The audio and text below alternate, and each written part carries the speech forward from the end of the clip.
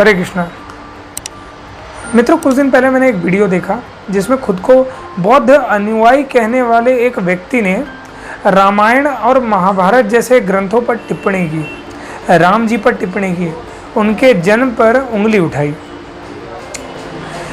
मैं एक बात उनसे कहना चाहता हूँ बड़ी विनम्रतापूर्वक कि जिस क्षेत्र में आपको ज्ञान हो उसमें ज्ञान देने से सम्मान बढ़ता है, और जो क्षेत्र आपके ज्ञान क्षेत्र में नहीं आता हो उस पर ज्ञान देने से अपमान का सामना करना पड़ सकता है। मैं आपको उनके वीडियो का लिंक भी डिस्क्रिप्शन में दूंगा, आप सब उन वीडियो को देखिए। किस प्रकार उसमें उन्होंने बताया है कि श्री राम का जन्म इंडिया में नहीं बल्कि थाईलैंड में हुआ था। अयोध्या नाम का जिक्र पूरे शास्त्र में कहीं है नहीं। अयोध्या और राम जी का जो संबंध है वो पूरे शास्त्र में कहीं नहीं दर्शाया हुआ है, ऐसा उनका कहना था। मैं आपको आज मैं आपको प्रूफ दूंगा कि कहाँ कहाँ अयोध्या का जिक्र है, कहाँ कहाँ राम जी का जिक्र है, और किस प्रकार अयोध्या से राम जी का संबंध है। ये पूरा मैं आज आपको प्रूफ के साथ बताऊंगा। लेकिन वो प्रूफ बताने से पहले मैं एक चीज़ बताना चाहूँगा कि ये जो आजकल खुद को सेक्युलर बोल रहे हैं लोग, गलती उनकी है। गलती ऐसे बौद्ध मॉन्क या किसी अन्य जाति अन्य धर्म के लोगों की नहीं है। गलती उन लोगों की है जो अपने धर्म के विपरीत बातें सुनते हैं और उसको सच भी मानते हैं और उसे लोगों तक फैलाकर उनसे चर्चा करते हैं कि देखो ये है वास्तविकता हमारे धर्म की। मैं चाहूँगा कि ये वीडियो भी वो लोगों तक पहुँचाएं और उनको बताएं कि वास्तविकता क्या है हमारे धर्म की। मैं शुरू करता हूँ सबसे पहले तो अथर्ववेद से। अथर्ववेद के 10वें भाग के दूसरे सर्ग का 31वां श्लोक है। उस श्लोक की पहली पंक्ति में आपको बताता हूँ।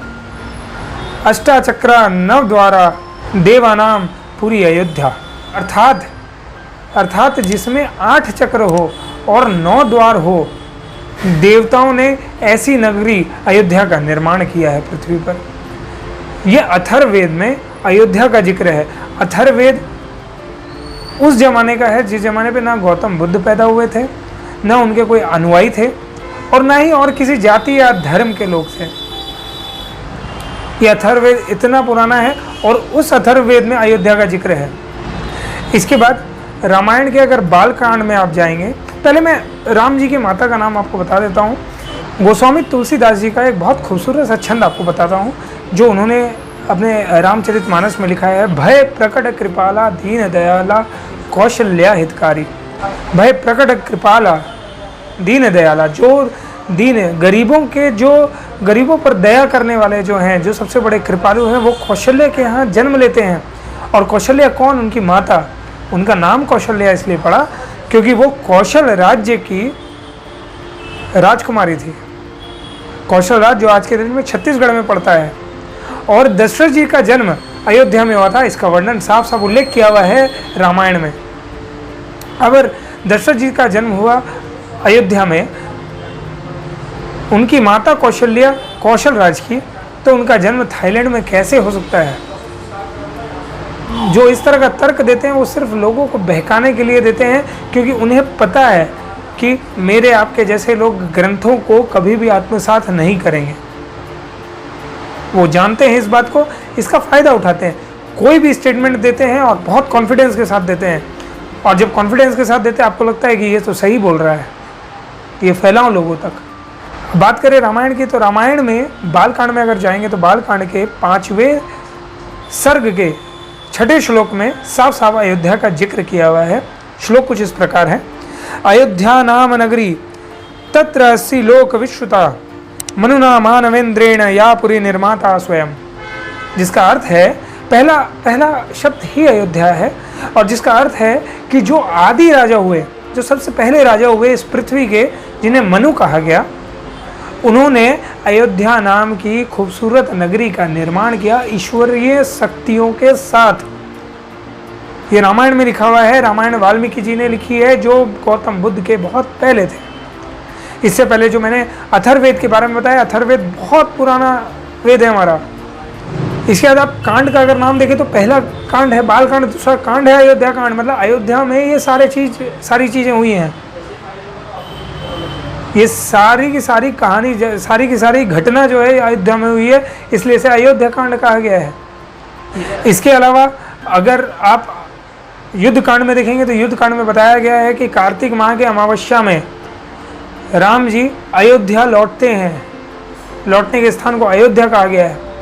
उसके अलावा जब वापसी का रास्ता पूछना था तो विभीषण से एक बहुत प्यारा सा प्रश्न पूछते हैं श्री राम। प्रश्न कुछ इस प्रकार है, अयोध्यामागतो ह्येष पंथा परम दुर्गमः ए मुक्तस्तु काकुतस्थम प्रत्युवाच विभीषणः। अर्थात अयोध्यामागतो ह्येष पंथा परम दुर्गम, अयोध्या के जिस मार्ग से मैं आया हूँ वो मार्ग बहुत ज़्यादा कठिन है, तो कृपा करके हे विभीषण मुझे यहाँ से जाने का एक सरल मार्ग बताएं। जिसके बाद विभीषण ने बताया कि मैं आपको एक दिन में पहुँचा दूंगा, किंतु आपको यहाँ कुछ दिन हमारे पास विश्राम करना होगा। वो आगे की कहानी है। किंतु अयोध्या का जिक्र रामचरितमानस और वाल्मीकि रामायण दोनों में परस्पर बार बार मिलता रहा है। राम जी के जन्म के समय किस प्रकार अयोध्या नगरी को सजाया गया था, उत्सव मनाया गया था, उसका जिक्र है। दशरथ जी का जन्म अयोध्या में हुआ, उसका जिक्र है। मैं आप सबसे हाथ जोड़कर विनम्र निवेदन करना चाहता हूँ कि मेरी बात मत सुनिए। मैंने इस वीडियो में क्या कहा नहीं कहा उस तथ्य पे बिल्कुल भी भरोसा मत कीजिए। लेकिन ऐसे जो लोग हैं जो दूसरे धर्म के फॉलोअर्स हैं और वो आकर जब हमारे धर्म के बारे में उल्टी सीधी कहानियाँ बोलते हैं, तो वहाँ पर आपको जरूर सचेत रहना चाहिए और वहाँ पर आपको जरूर ये प्रश्न उठाना चाहिए कि ये आपने कहाँ से ज्ञान प्राप्त किया, कहाँ से आपने पढ़ा ये बात। क्योंकि अगर एक बार को मान के चलूँ कि श्री राम का, जो कि मैंने आपको प्रूफ किया, आप पढ़ सकते हैं कि श्री राम का जन्म अयोध्या में हुआ ऐसा कहीं जिक्र नहीं है, तो थाईलैंड में हुआ इसका जिक्र कहाँ उन्होंने पढ़ा? क्या उन्होंने आपको कोई पुस्तक का नाम बताया? नहीं, वो ऐसा कभी नहीं कर सकते हैं, क्योंकि उन्हें पता है कि वो झूठ बोल रहे हैं और झूठ किसी तथ्य या आधार के बेस पे नहीं बोला जाता। और हमारे कुछ सेक्युलर भाई है जो इस प्रकार के झूठ पे उंगली उठाने के बजाय उसको सपोर्ट करते हैं, उसे फैलाते हैं और उस पर अपने ही लोगों से तर्क वितर्क करके उनके मन में भी अज्ञान और संकोच उत्पन्न करते हैं। तो मैं बहुत दुखी होकर आपसे विनम्र निवेदन करना चाहता हूं कि आप पढ़िए, हमारे शास्त्र को पढ़िए। हर एक प्रश्न और हर एक सोच जो आपके दिमाग में आती है उसका उत्तर आपको शास्त्र में जरूर मिलेगा, हमारे इतिहास में जरूर मिलेगा। आप उसे पढ़िए। जब आप पढ़ना शुरू करेंगे तो किसी प्रकार का कुतर्क, किसी प्रकार के फिजूल मतलब बकवास किस्म के जो प्रश्न हैं वो कभी आपके दिमाग में नहीं आएंगे। हर चीज़ का स्पष्ट डिटेल में हमारे शास्त्र में बताया गया है। ज़्यादा से ज़्यादा लोगों को बताएं, ये वीडियो भेजें उन लोगों को भी जो हमारे धर्म के अगेंस्ट में कुछ बोलते हैं, जो हमारे धर्म को समझना नहीं चाहते हैं। हरे कृष्ण।